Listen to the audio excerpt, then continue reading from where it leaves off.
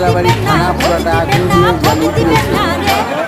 দেশের মানুষ আজ তো তোকে ভোট দিবে না রে।